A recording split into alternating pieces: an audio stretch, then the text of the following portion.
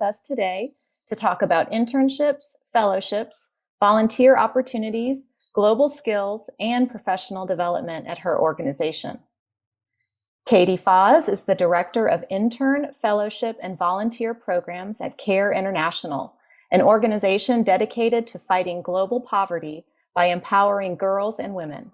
Before starting her position at CARE, Katie worked for over 25 years in marketing and marketing research and consulting for companies such as Procter & Gamble, Johnson & Johnson, Vision Express, and Intuit. She's been with CARE since March of 2016. And before I turn it over to Ms. Foz, I'd like to go over a few housekeeping items. First, this session is being recorded. We ask that you keep your mics muted to reduce any noise during the presentation. There will be about 20 minutes for Q&A after the presentation. Feel free to type your questions in the chat at any time. And now I'll turn it over to Ms. Katie Foz. Thanks a lot, Diana. It's great to be here today to speak with all of you. Before you all came on, Diana and I were reminiscing how the last time I did one of these things, it was actually in real life on the Georgia State campus. Hopefully we will be able to get back to doing it in real life sometime soon. But in the meantime, it's nice to have Zoom and be able to at least still kind of have a discussion and convey some of this information. So my goal today is to give you kind of an overview of CARE as an organization. You all might know that we are basically right in the same neighborhood as the Georgia State campus. We are have Georgia State buildings sort of all around us. And we're the building that's painted orange, since that's our color. But anyway, and also just to talk broadly about internships and the role of internships in kind of professional development. Next slide, please. So CARE is an international non-governmental organization, which abbreviated by NGO, and it's in more than 90 countries around the world, and we have been in existence for 75 years. This is our 75th anniversary year. We got our start after World War II, sending what were called at the time care packages. So the term care package that people use today when they sort of send treats to people who are to students at school or kids at camp or something actually comes from the original care package after World War II. And CARE actually is an acronym. It used to stand for Cooperative Assistance for Relief in Europe, so CARE, and now it stands for Cooperative Assistance for Relief Everywhere. We've been doing this for a very long time. We started in Europe, as I mentioned, and then we have subsequently spread throughout the world and are basically in every continent except Antarctica. So next slide, please. Our programs tend to fall into four major categories. Through all of these, we focus very heavily on empowering and uplifting women and girls, largely because it's been shown that sort of relief efforts targeted to women and girls will end up making a bigger difference in a community because you're sort of lifting up a part of the population that often can be marginalized. Within that idea of always kind of focusing on women and girls, our programs fall into the areas of food and water systems, which includes like food and nutrition security, access to clean water, et cetera. Sexual and reproductive health and rights, gender justice, which involves, working to combat gender-based violence, and also providing women with opportunities for economic empowerment, and emergency and humanitarian aid. And we respond to both man-made crisis situations, something like the civil war in Yemen, and also to natural crisis situations, something like an earthquake in Nepal or a typhoon in the Philippines or something like that. Next slide, please. And then in addition to our program areas, we have what I kind of refer to as our support areas. So these are all the things that have to happen so that the work we do can be happening out in the world. And those include advocacy, which is working with elected officials to advocate for international development funding, fundraising, which involves raising money from individuals and from corporations and from foundations. Competitive bids, which is what we do when we prepare proposals for the US government. We get about 30% of our funding from the US government, specifically USAID, which is where all the foreign assistance is handled within the State Department. Marketing, so that people know what we're doing as an organization and can support us if they would like to. Finance, because you need to keep track of your funds and where they're going, and make sure your bills are being paid on time, and make sure you're doing good forecasting so that the organization is going to be in good financial health. And human resources.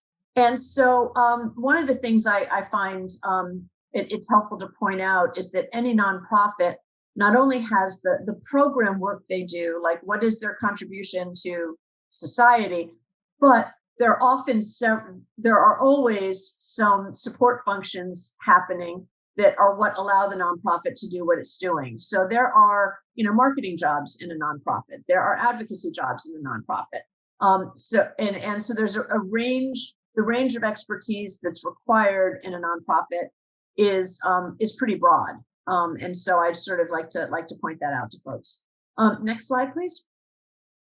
Okay, so if in our program areas, so the food and water systems, the sexual and reproductive health, the humanitarian aid, the gender justice, this is kind of what I would call a typical background or that you would find. And not that there aren't exceptions to this. People come to us with all kinds of backgrounds, but this is a very typical kind of path. Definitely, people can end up majoring in any of a variety of things as an undergraduate. Then typically they do something that enables them to spend some significant time in the field. In the field meaning in or near the communities that are similar to the ones where we do our work. And obviously that's a little more challenging in the current COVID environment. But many of our employees have spent time in the Peace Corps, in UNICEF, with Partners in Health, working for USAID, the agency I mentioned in the last slide that provides international development funding. People who've worked for USAID are very, very valuable to us because they understand how decisions get made about how grants are awarded. They typically have some kind of language proficiency. The 4 official languages of care are English, French, Spanish, and Arabic, because that covers the vast majority of the languages that are spoken in the countries where we do our work. Now, of course, in a lot of countries, there are multiple local languages spoken, but one of the 4 languages I just mentioned will also be very widely spoken. We also do a lot of work in Mozambique, so Portuguese can be helpful for that, but that is not considered one of our 4 official languages. And then, so the next thing that happens after someone has spent, some time working in the field is that they tend to pursue a master's degree in a relevant field. And we have a lot of people who have their master's in public health. We have people with masters in international affairs or something called a master's in development practice, which is sort of the degree is referred to as an MDP for master's in development practice. And I think of it as kind of, an MBA for people who want to go into nonprofit work. When we have interns at CARE, they tend to be people who are pursuing a master's degree. I would say that we have 70% of our interns are master's candidates, and about 30% of our interns are candidates for a bachelor's degree. But people often ask me, hey, if I'm an undergraduate and I haven't really had the opportunity to go overseas and work in a community like the ones you serve, and I'm, what are the kinds of things I need to do to stand out? And it's really, if you've spent significant, as an undergraduate, something that would make you stand out is if you've spent significant time working with the types of people we serve. So if you've worked with an agency here an agency in Atlanta that helps refugees, that is shows that you understand some of the issues and challenges that we would be working with in a field environment. So that's the kind of thing someone can do to have relevant experience if they have not yet had the opportunity to go overseas, pursue a master's, or any of those other steps on this slide. Can you move to the next slide, please? In our support areas, the typical qualifications really vary a lot depending on the role you're applying for. If you want to be in our advocacy group, we experience working for an elected official, like on the staff of an elected official, or on the Hill in Washington, D.C., on the Capitol Hill in Washington, D.C., because you understand the legislative process and you understand some of the trade-offs legislators are balancing as they try to decide what bills to support and what bills not to support. With fundraising, we would look for experience fundraising for another nonprofit. For institutional funding, which is our competitive bids unit, this is the grant writing part.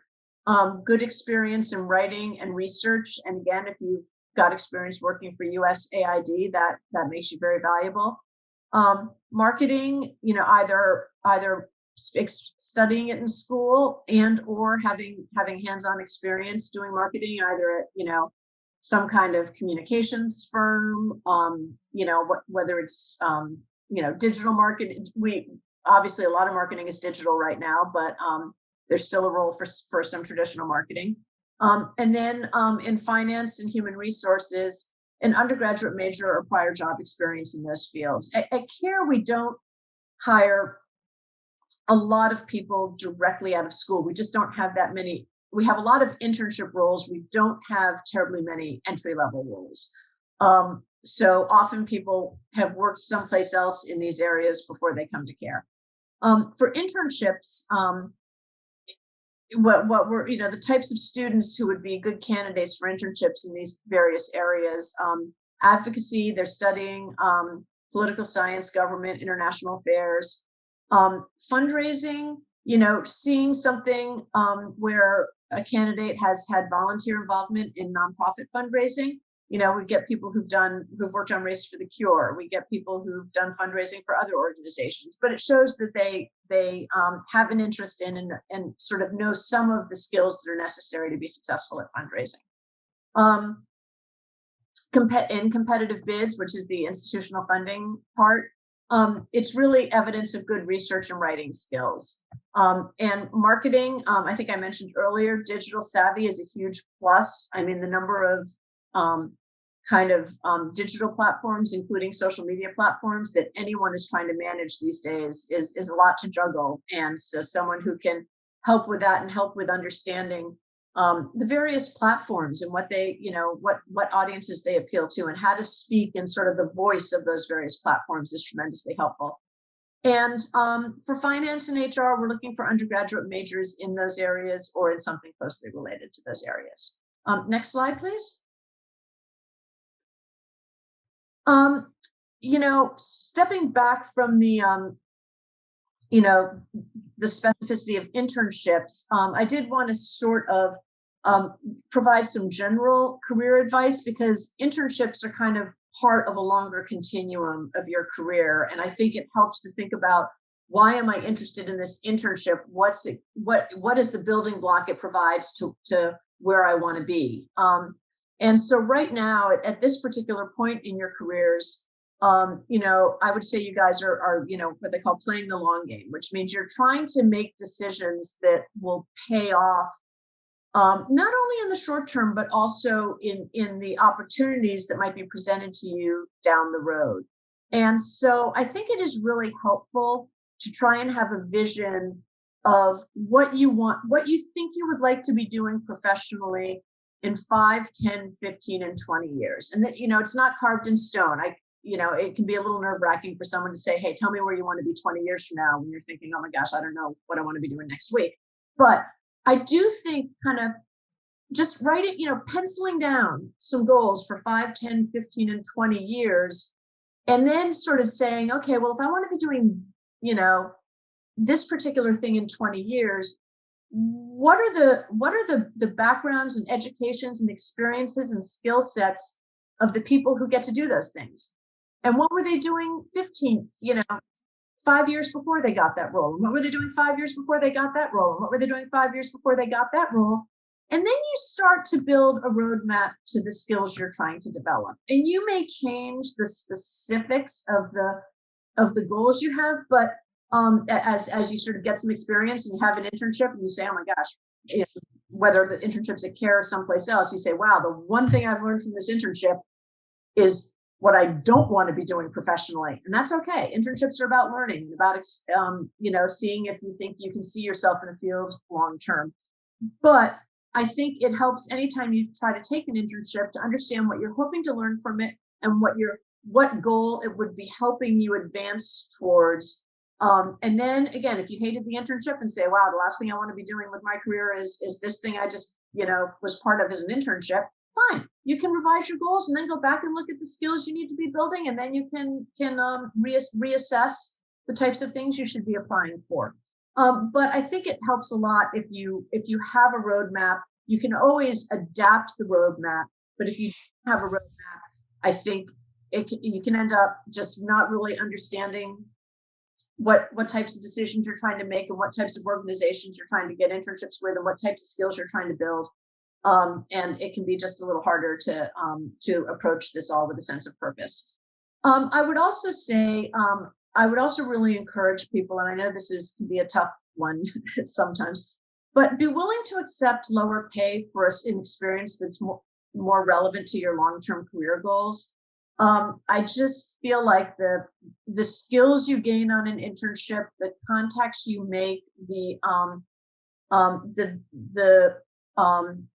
exposure you get to a line of work that you think is what you want to do for your long-term career profession is definitely worth the fact that sometimes internships in these types of organizations don't pay as much money as you'd make if you were just doing a job that makes you money but doesn't necessarily lead to anything from a career development standpoint. A lot of our interns do end up, they might have an internship with us for 20 hours a week, and then they have a paying job on the side. And I know that's busy when you're already in school, but I think, when someone looks at your resume, if you've never done anything, especially when you're applying for full-time jobs, if you've never done anything that shows that you have any experience with the NGO sector, which is a sector that offers a lot of internships, it's going to be hard for your resume to rise to the top. I think I mentioned this earlier. Internships are about building exposure and experience, and it's really worthwhile to get those things. And again, sometimes the best experience you have is that this is not what you want to be doing with the rest of your career, and that is completely fine. I would also say, if you're looking in the nonprofit or non-governmental organization world, you really need to cast a wide net when looking for internships. You cannot fall so in love with any one organization that you're only focused on that organization and you're not looking more broadly, because you just never know where the planets are going to line up and you're going to be the person who gets the job offer. I know at CARE, we easily have, it's easily 20 applicants for every internship we post, and it's more often something like 50 applicants for every internship we post. And I have had some internships where the number of applicants has gone way beyond 50. And so, you have to get through a screening process and get to the point where you get an interview. But even at that point, there'll be a few people being interviewed. And so you need to kind of give yourself as much chance as possible to succeed by applying to several different organizations, so that maximizes the chances that something will work out for you. Next slide, please. And then once you do get an internship, this is going to sound blindingly obvious, but really do your absolute best, give it your best shot. And again, even if you get into it and 2 weeks in, you say, "Oh my God, I've discovered I really don't want to be doing this long term." And actually, I keep using that example, and I will say most of our interns do end up choosing to work in the international NGO sector. So normally they have a really good experience and they want to keep going, but I'm just, acknowledging that it's not always that way. But, your manager may not be able to hire you. And again, at CARE, we have relatively few entry-level roles, but we have between 80 and 100 interns come through every year.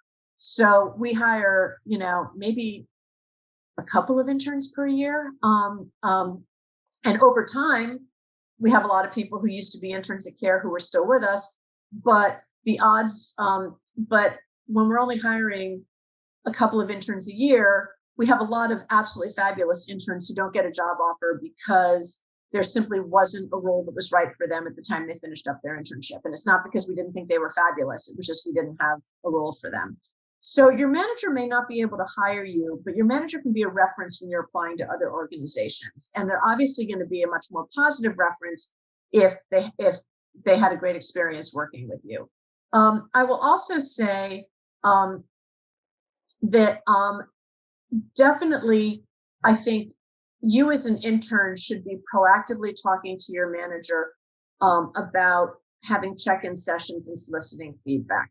Because a lot of managers just aren't very proactive about doing that stuff. They're, they got a bunch of stuff they're trying to get done. They've got a full plate. You're there to help them. They're definitely interested in training you and helping you build your skills. But those moments where everyone takes a deep breath and sits down and talks about what's working well and what's not working, and what are ways you can improve your performance and be even more effective in your internship role, often don't happen unless you're the one who makes them happen. So I would suggest in any internship, in any organization, that you proactively arrange with your manager for a check-in session 2 weeks into the internship, once at the halfway point and once at the end. Because you don't want to find out at the very end of your internship that there was something you could have been doing differently that would have made a big difference to your manager and you didn't even know. So you have to ask those questions. Also, when you're at an organization, there will be trainings and discussions that are offered that aren't specifically targeted to interns, but they are, anyone in the organization is invited, and they are useful skill building and useful ways to learn more about that organization. And so to the extent that you're able to, I would recommend that you take advantage of any trainings that are offered, even if they are not directly relevant to your job. And try to meet as many people as possible. Again, this is a little bit harder when it's a virtual internship, but definitely you should still try to find ways to meet other managers, ask if they'd like to do a Zoom coffee so you can ask them a little bit about their career and any insights they might have. And then when we get back in real life, obviously you should definitely do this as well. But it's just, first of all, you'll hear many different takes on people's career paths and suggestions and advice they would pass on to someone else. And that's all good information that you can make use of as you build your own career path. And the more people you've connected with, the better the chance that if you're trying to get an interview at a different organization, you might know someone who knows someone at that organization. In this day and age of LinkedIn, it is easy to stay in touch with the people you've worked with. It's perfectly acceptable to send a LinkedIn invite to someone you've met only once. If you have a virtual coffee with someone, immediately send them a LinkedIn invite after that. I'm going to backtrack a little bit and say, if you don't already have a LinkedIn profile, you need to build yourself one as soon as you possibly can. That is sort of a very basic requirement of being able to be active in the career world in this day and age. And then the other thing I would say is it's really a good idea to stay in touch with people you've worked with. It doesn't have to be a big meeting or whatever, but something as simple as I don't know, you see you see something when you're watching TV and it reminds you of a conversation you had with a colleague about that particular show or something like that.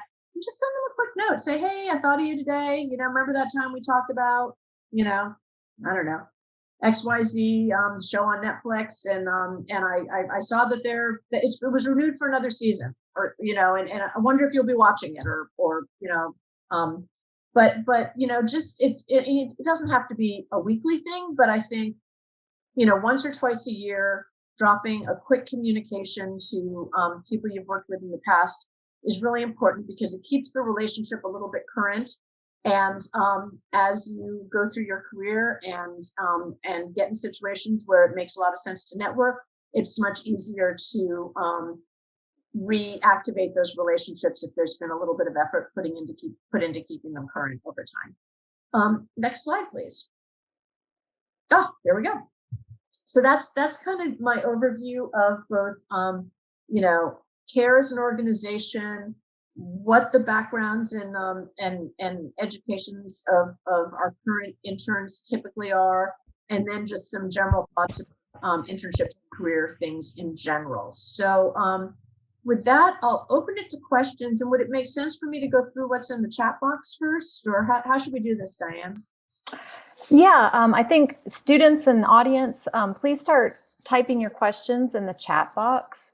I thought I would just start off with a couple of general questions, and then we can go into these specific questions that the students have put in here.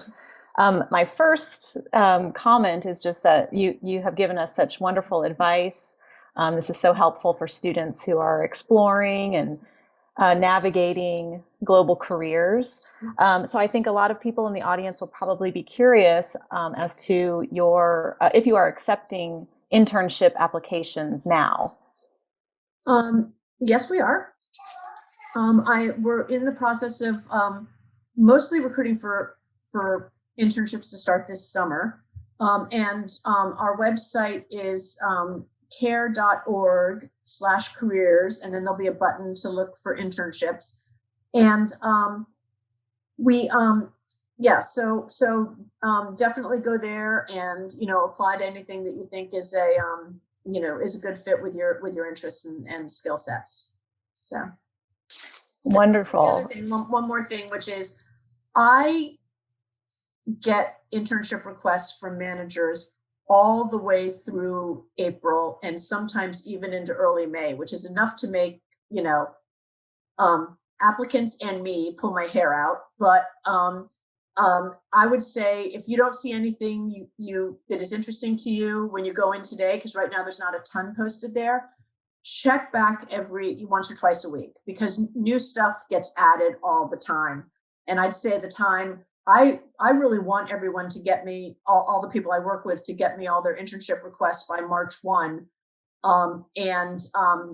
Every year I say that, and every year, sometime around mid to late March, early April, people reach out to me and say, hey, guess what? I've decided I want an intern. So it can be very, very nerve-wracking.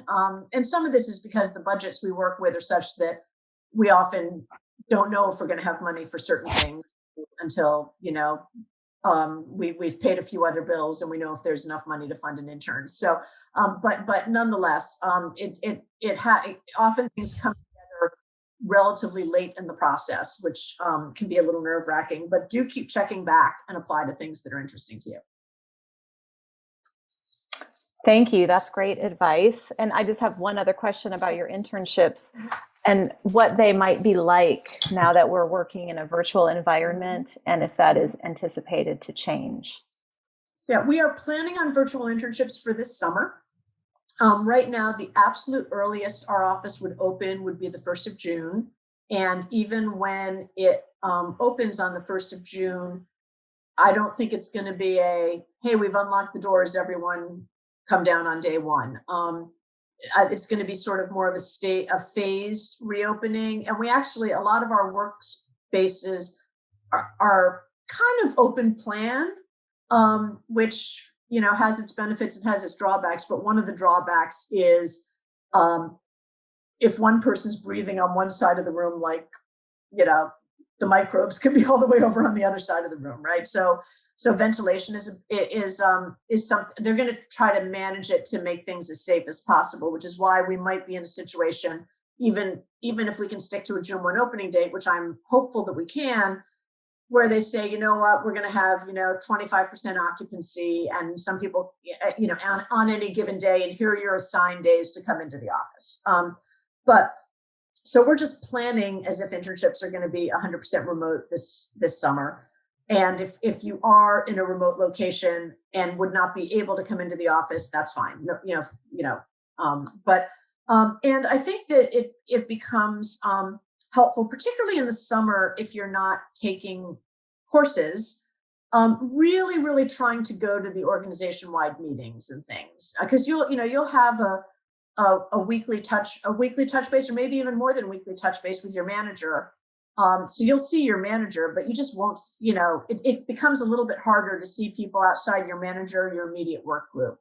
And so that's when it's helpful to, be going to these organization-wide meetings or training sessions or anything you can find a way to attend virtually to get a better sense of the organization overall. And then maybe ideally to meet some people you could follow up with for a virtual coffee later, and just to, get to know a little more about them and their work, and maybe get some ideas and advice that could be helpful to you. Great advice. This question comes from Natalie. She wants to know how many hours are typically required for an internship with CARE, and is there any flexibility to these hours? Yeah, so there's a little bit of flexibility. In general, our internships during the summer tend to be in the sort of 30 to 40 hour a week range. Internships during the academic year tend to be more in the 20 hour a week range. That can go down to sort of 15 hours a week. But that is something you would negotiate with your manager. And then I think Natalie also asked, Natalie also asked about, is there is it a rolling application process, or are there specific dates? And it's definitely a rolling process, because when I learn about the jobs is a rolling process. So, you apply, and then a couple times a week I send to the hiring manager all the resumes and cover letters that have come in, and then they decide who they're going to interview, et cetera. But it's a rolling timing thing. So. Wonderful. I love this question. This is the first question posted today. This comes from someone in our audience who is a refugee, who was in a refugee camp in Kenya, East Africa. And CARE was one of the agencies that distributed food rations and tents for shelter in the refugee camp. This person is interested in exploring employment opportunities with CARE. Is that a relevant experience for, an internship or a job opportunity? Absolutely. And, I think again, things are posted on the website. What I would do is make sure you've certainly included in your cover letter that you're familiar with CARE, because you were, from your experience in a refugee camp. And then I'm trying to think, I don't know, I would also find a way maybe to include it, maybe on how on the bottom of the resume, often it says, other, and people list like their hobbies and things like that. I would probably try to find a way to say, former refugee, from XYZ camp in Kenya. I would have that, even though that's not a professional qualification, like your degree is a professional qualification or your past job is a professional qualification. At an international NGO, the fact that you're a former refugee is meaningful. And sometimes I always read cover letters, because I feel they are kind of a substitute writing sample. It tells me how well you can communicate. But not everyone always reads cover letters. Some people are like, unless the resume gets me excited, I'm not even going to bother with the cover letter, because if I'm not excited about the resume, I'm not going to move to the cover letter. So that is why I would find a way at the bottom of your resume, other information, and just have that down there. It's just a one-line thing, but that'll, that way they can't, you're maximizing the odds that someone will see that information. Okay. Thank you. And Lal, I see that you're unmuted. Did you have another question, a follow-up question for Katie? Yes, can you hear me now? Yes. Yes. Okay. To add on this question, how you compare with somebody who has master degrees, bachelor degrees, with somebody who knows the organization and what the organization is doing on the ground? The fact that you have experience, well, I think almost more important than the fact that you have experience with CARE specifically is the fact that you have experience having been a refugee. I think that is really the thing that's going to make you, the thing that people are going to notice on your resume. Okay. Because you understand the various challenges and difficulties of being a refugee and living in a refugee camp and everything else. And so that is something that is, I think it's probably easier to find in Kenya, but it's harder to find in the United States, right? And so I think that it's the way you asked the question, it was sort of like, how would you rank these things? And I don't know that I'd say, oh, this is better than this is better than this. I mean, they're different, right? And so Yes. the type of perspective you can bring to the work we do is would be very unique because of your firsthand experience with having been a refugee, and even better that it was CARE, but I think the firsthand experience of having been a refugee is the meaningful thing. Now, depending on the nature of the role that you're applying for, that may be more or less relevant, right? I mean, if you were applying to be, someone in our accounts payable department, it's like, well, that's, like whether or not you could get the bills paid on time would still be really, really important. Okay. But the fact that you have the firsthand experience of having been a refugee would make you incredibly valuable. Yes. Thank you, Great. Katie. That's great. That's great. Can I say something on that? Sure. Okay. Like, I'm not only I lived in Kenya refugee camp, which is called the Kakuma, Waldea, Dadaab. Yeah. Not only I see what the CARE is doing, I experiencing what the other agencies that under umbrella of the United States, I mean, United Nations High Commission for Refugees did, such as IRC, World Division. But to me, it's becoming not I'm looking only internship or something or only money. It's become part of what I'm interested in on long run to do that kind of job within my rest of the life, knowing that what the organization doing and what they I just interested in their core value, hear from you. And I wish I know that long time ago you are here and here right next door to Georgia State, huh? Yeah, and I'll also say, yeah, there are a lot of organizations working in the refugee camps, as you mentioned. I mean, I think for CARE, we go into situations where we feel, into humanitarian and emergency situations where we feel we can reach 10% of the people affected, which still means that we're counting on working in partnership with other organizations to reach some of the other people affected. But again, you know, all of these organizations have, you know, may or may not, no matter how valuable your experience is, and it's obviously very valuable, they may or may not have an opening that's a match for your skill set at that time. So I think, you know, in addition to CARE, it's got to be, you got to be looking at IRC, you got to be looking at World Vision, you got to be looking at UNHCR, because you just don't know where things are going to work out. So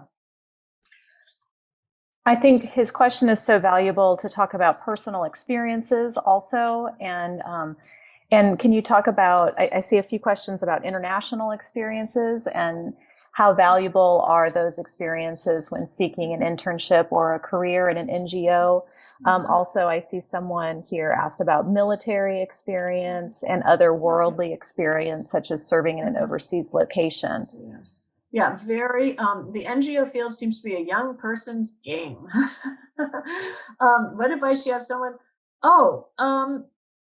Yeah, no, I actually don't. Yeah, I feel like the fact that you have experience from serving in an overseas location, again, I think, you know, as I said, you know, familiarity with the types of communities where we serve is really, really helpful. And so, so, you know, if your overseas experience, like, I have overseas experience because I lived in London for 5 years. It was a really valuable experience, and I treasure it a great deal.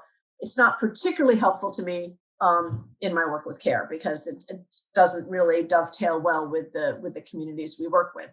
But yeah, I think that it's not necessarily a young person's game. There are people all up and down the age spectrum. And the fact that you have the experience from having served overseas is really valuable. I will tell you that the vast majority of people working with us do have their masters. I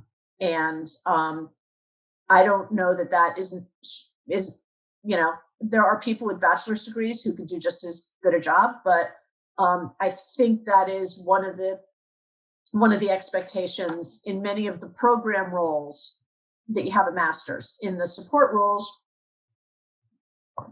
a lot of people do have masters, but a lot of people don't have masters.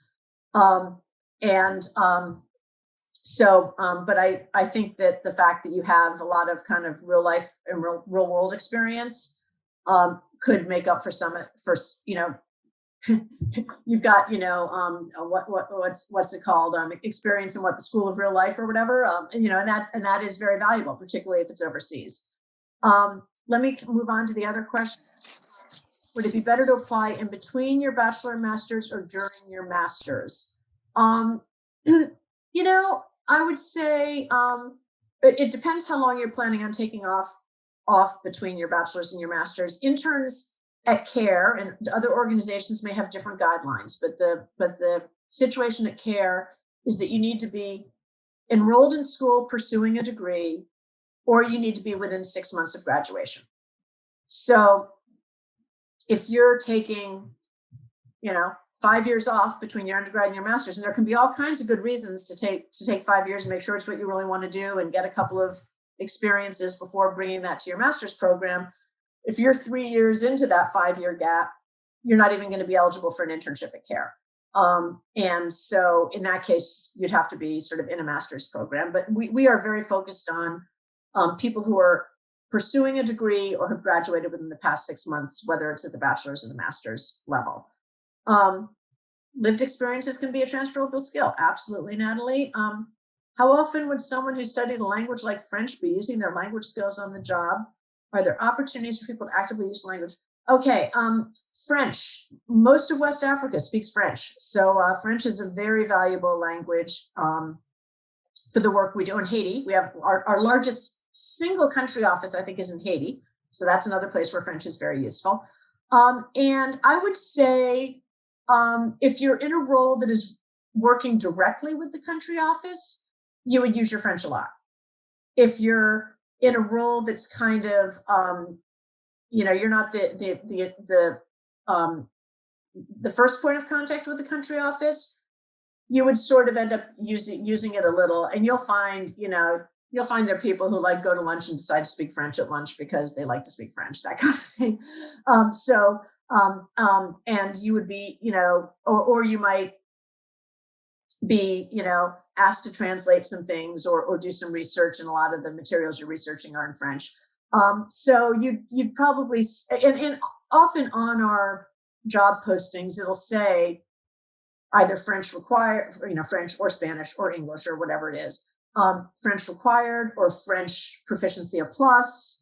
And for roles like that where they mention it, then yes, you will be expected to use your French. But if you're dealing daily with the country office, would you be using French more than 50% of the time on the job? As someone with very little experience in my field, is there still an internship opportunity for something overseas that deals with political science or international relations? First of all, we really don't, we send very, very few interns overseas. Most of the internships we have are in this country, and many of our overseas locations have their own internship programs dealing with students from those countries. I'd say we have between 5 and 10 interns in a typical summer, a non-COVID summer. We have between 5 and 10 interns who may come to us with funding from their universities, and we're able to find an internship role for them, but it's not the typical experience. So I would say, in general, if there were to be an internship opportunity for you, it would be here in the U.S. office. I think what you'd have to, I'm not looking at your resume, and so I can't give you direct feedback, but I think doing things that, even from a volunteer standpoint, get you exposed to some of the issues in this type of work would make it more likely for your resume to rise to the top of the pile. If you have very experience, you're going to be just in the applicant pool with people who have, more experience, and then it's hard to kind of rise to the top. So I would then focus on trying to find ways to get a little more experience. And again, the nice thing about this particular line of work is you can get experience by volunteering.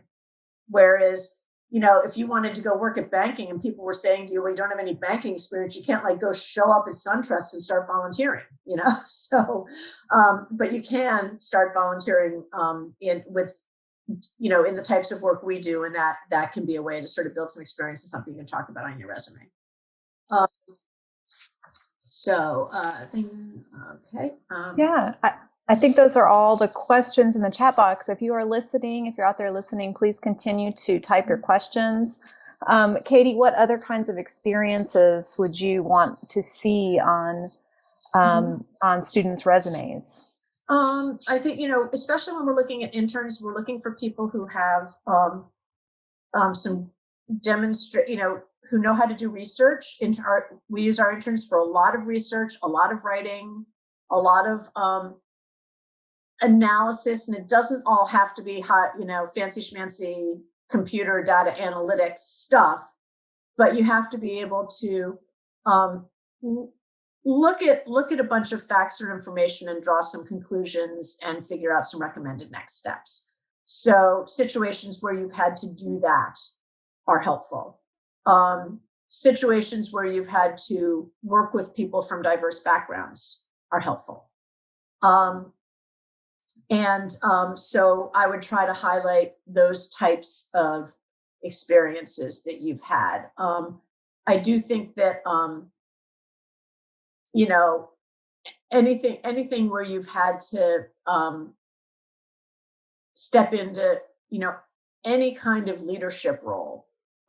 Even if you were, even though this is not typical NGO work, if you were like a shift leader at a restaurant or something like that, being able to sort of talk in one sentence on your resume about the types of problems you've solved and the types of things you had to do. And I think the other thing is, I find a lot of resumes people talk about what their responsibilities were and not necessarily what they accomplished. And to the extent that you can talk about any past experiences you have in terms of what you accomplished, like what was better or different after you've been in that role, in that job or in that volunteer situation for a little while. Why is it different or better? Because you were there. And what wouldn't, if you hadn't been you, if it had been just some other random person, what wouldn't have happened? And trying to find a way to express that, I think, makes your resume pack a much bigger punch than the kind of thing where you're like, responsible for, opening store at 9 a.m. and closing it at 5 p.m. It's like, well, that's great. That's great that someone trusted you with that responsibility, but they could have trusted a lot of people with that responsibility. So try to find the things that that you uniquely contributed to a job. And of course, some jobs don't necessarily provide a ton of those kinds of opportunities, but I'll bet if you think about it, you can find some examples. And those are the kinds of things you want to have on your resume, because that really kind of shows that you're someone who doesn't just keep the seat warm, you make a contribution. So that's another piece I'd say. Is it? Yeah. Good, all good advice. That reminds me too of skills that students might need in an interview, to be able to pull out those examples and those stories of how they were effective on the job. Yeah. I would, and actually before you do an interview, you should really think about, some of the questions that could, you may not get this exact question, but a lot of times you might practice a question and you don't get that exact question, but you get a question that's close enough that you can kind of adapt your answer to the question, right? But definitely you need to talk about, someone's going to say something like, what is an area, what is a time that something went wrong and what did you do about it? Have that there, because have that in the back of your mind. Have in the back of your mind, what would, they'll try to find some more diplomatic way to say, what is your weakest point? But it'll be like, what is something that you try to improve, or what is a skill area where you think you could improve, or something like that. And have that. And again, I think there are ways to frame your answer to this that don't just sound like, I have real trouble showing up places on time. You might say, I'm a really enthusiastic person, and I sometimes I overcommit, and when I've overcommitted, sometimes I find I'm running late from one thing to the next, and I've really been working hard lately to keep myself to a schedule and set an alarm on my watch and do things so that I'm not late, because I know that I need to respect the people I'm meeting when they show up for things on time, no matter how busy I am and how much I'm trying to get done in a day. That just comes off a lot better than, hey, I really have a hard time showing up on time. So anyway, but and I would also just talk about what not only what you contributed in everything that's listed on your resume, but what you've learned in everything that's listed on your resume. Because I think I'm sure you guys hear all this stuff about, all the jobs in the world are changing, and the job you'll have 10 years from now doesn't even exist today, and we all need to be lifelong learners. And I'm sounding a little cavalier, but it's actually true. And I think one of the biggest things, one of the things I'm always looking for when I'm evaluating, interns who work with me, is how coachable are they? Coachability, I think, is huge. The ability, when you're doing something and someone gives you some feedback, to respond to that feedback and to, improve, is really huge. And I think we all just need to try and be, coachable, no matter what level we're at, and no matter where we are in our careers or what we're doing. You got to be able to learn and improve and build new skills. So I'm going to close with one final question, if you don't mind. And Katie, also, before I ask this question, if you don't mind putting your contact information, if Sure. people have questions after this session. But my question is, you mentioned in your presentation that the common languages at CARE are English, French, Spanish, Arabic, and sometimes Portuguese. So I'm sure that lots of our audience members are language learners, and we applaud you. I wanted to know if you felt that there is a need for candidates who also have intercultural fluency, and how can you describe those skills, on a resume or in a job interview, and how important is that at an NGO like CARE? Well, intercultural fluency is definitely really, really important.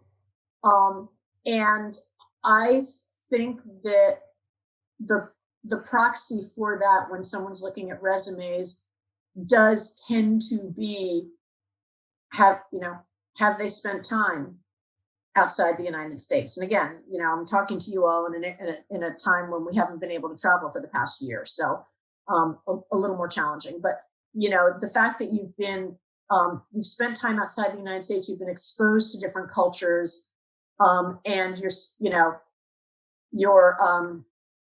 coming back and still wanting to work in a line of work like this sort of suggests that you're someone who is predisposed to intercultural fluency. I think another thing you might want to prepare as you're thinking about questions you might answer during an interview. Like, I think if you have things on your resume, like studied abroad, lived overseas, served in the Peace Corps, that kind of stuff, that will get someone to assume you have intercultural fluency.